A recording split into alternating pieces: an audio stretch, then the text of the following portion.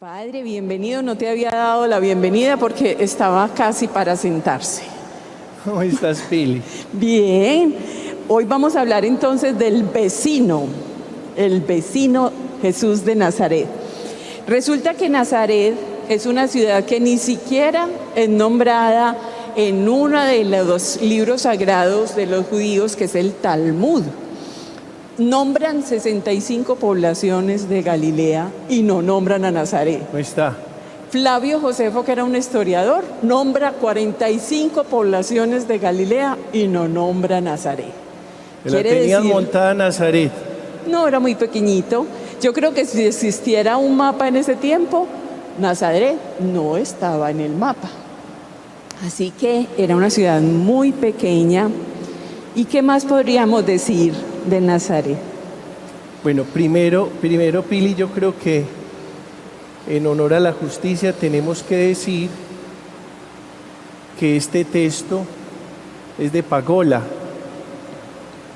aproximación histórica a Jesús de Nazaret, y a partir de la página 29 hasta la 42 aparece este capítulo que se llama así: vecino de Nazaret.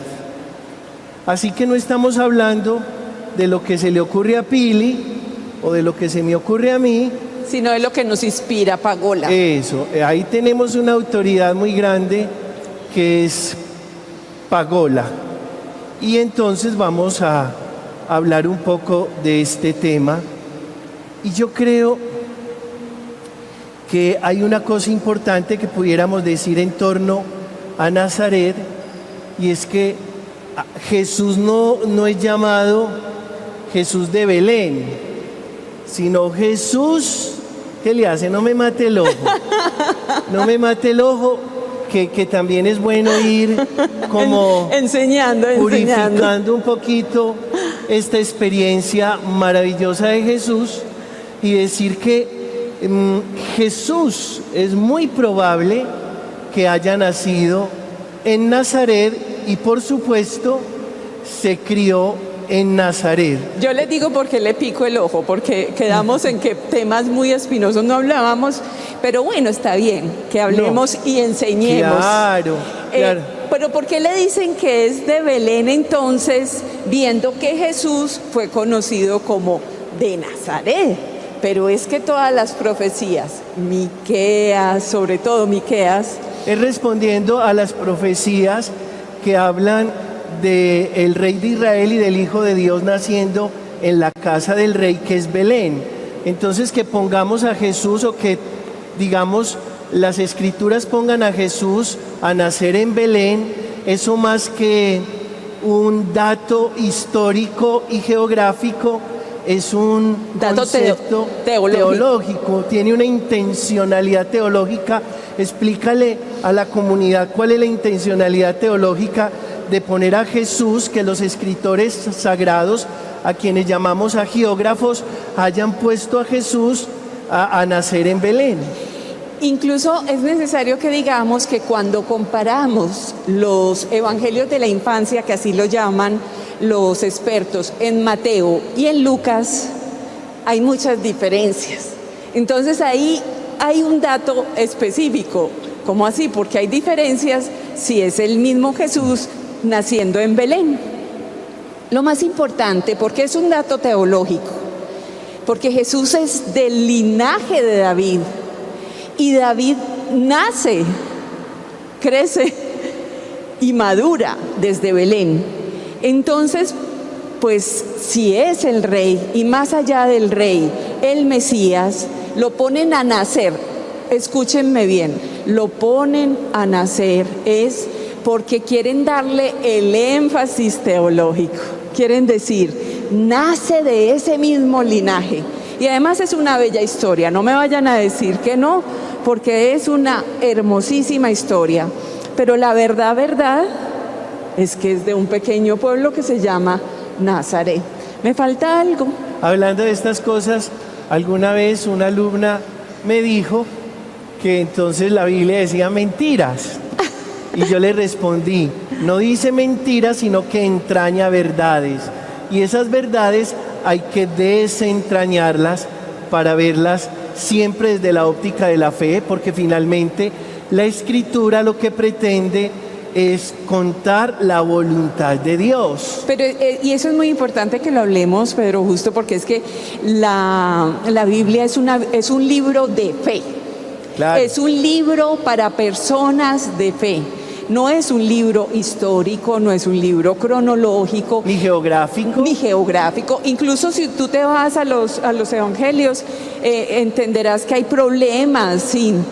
Hay divergencias, hasta equivocaciones, digámoslo así. Porque, por ejemplo, el sermón del monte en Mateo es el sermón del llano en Lucas. Entonces, ¿cuál está diciendo la verdad? Y los dos tienen sentido teológico. Así que esto que estamos haciendo es un ejercicio para que seamos cristianos maduros, católicos maduros en la fe. Por eso le piqué el ojo. Que aprovechemos para contarle a la comunidad que hay una página en internet que se llama Fe Adulta. Maravillosa. Es bueno que la visiten, y en esa página de Fe Adulta está Antonio Pagola, que vale la pena leer sus textos. Y una de las referencias mías es Fray Marcos. Marcos Rodríguez, sí. Es encantador. Y varios laicos también. Entonces me gusta que tengamos una fe madura, que no nos quedemos en pañales. Pablo dice que tomamos leche cuando estamos pequeñitos y vamos madurando. Así que todos los que estamos aquí y los que nos siguen por las redes están en un curso de maduración en la fe. Pero ¿podemos seguir hablando un poquito? Claro. Resulta que Jesús vivía en una estructura familiar maravillosa. No era como las casas de nosotros, que somos todos muy alejados y distantes. Ellos vivían por familias alrededor de un patio, padre. Cuéntenos cómo era eso. Lo que pasa es que, digamos que, como estamos en una cultura patriarcal significa que la figura más importante es la figura del papá. Entonces todos terminaban viviendo alrededor de esa figura patriarcal, y entonces no era una familia nuclear. No vayan a pensar que Jesús, María y José vivían en una casita, sí, como viven las parejitas recién casadas del siglo XXI con su recién nacido. No. Y usted que le da risa. Es que a mí me da mucha risa esas cosas porque las disfruto excesivamente, sino que no era una familia más abierta. Extendida se llamaba. Se llama, sí, familia extendida, una familia más abierta, donde todas las mujeres se encargaban del cuidado de los niños y los varones se dedicaban a lo que en griego se dice tectón, que es artesanos o constructores. En palabras nuestras, toderos, eran como albañiles. Por eso Jesús es de un padre artesano, más que pensar en un padre carpintero como los carpinteros nuestros. No, Jesús era hijo de un padre artesano, y él también era artesano. Artesano era el que trabajaba la piedra, la madera y también el metal. Claro que sí. Entonces, les voy a explicar así súper fácil, súper fácil. Eran casas de una sola habitación en donde vivían todos, incluyendo los animales. Eran casas alrededor de un patio, y en el patio estaba el molino de aceite, lo que llamamos los campesinos o los que utilizamos cosas en jardinería, los aperos, el hacha, el asadón, todas esas cosas que se necesitaban, y lo usaban entre todos. Entonces, como salir, padre, se parece como a esas casas que tienen un patio muy grande y alrededor son las habitaciones. De pronto como las casas campesinas nuestras. Eso. Sí. Pero cada habitación era una familia. Entonces, solamente imagínense en ustedes, por ejemplo, que Jesús de ahí saca que el vecino va y toca donde el amigo incansablemente, eso está en Lucas, en el capítulo 11, que toca incansablemente para que le ayude. ¿Qué otras cosas pasaban alrededor de ese patio? Pues pasaba la familia, pasaba la vida doméstica, la vida casera. Y por eso Jesús se inspira, ahí sí podemos entrar perfectamente, Jesús se inspira en la vida doméstica, en la vida campesina, en el ambiente rural, para hablar de Dios.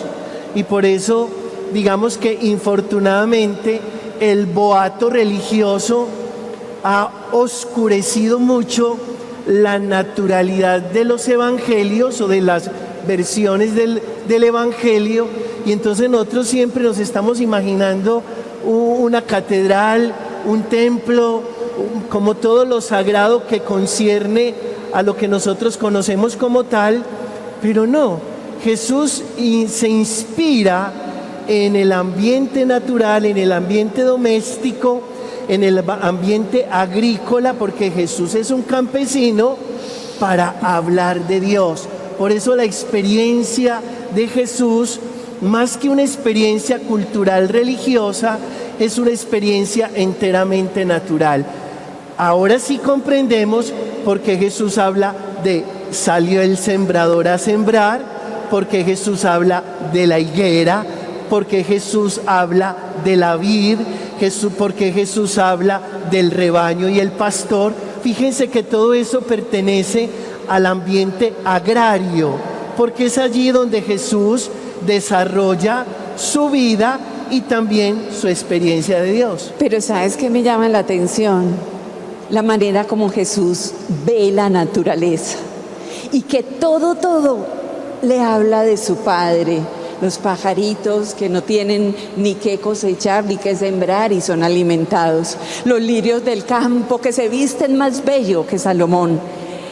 Yo pienso que Jesús habla, como dice Pagola, desde la vida.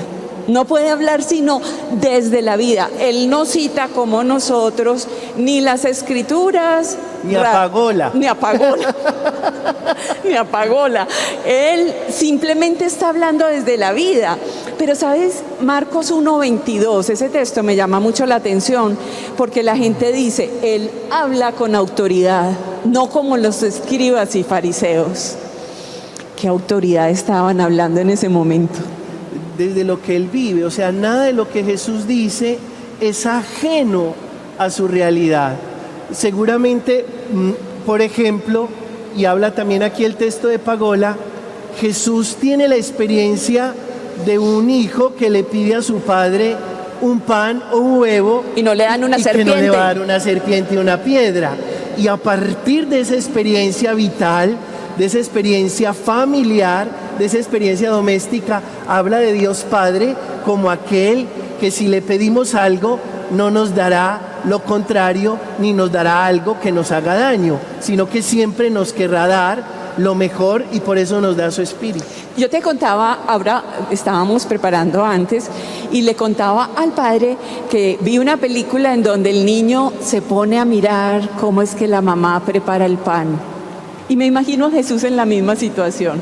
Y después podrá decir que nosotros somos como la levadura, que se le pone al pan cuando se está amasando esa harina y simplemente ¡pin!, pone un poquito de levadura.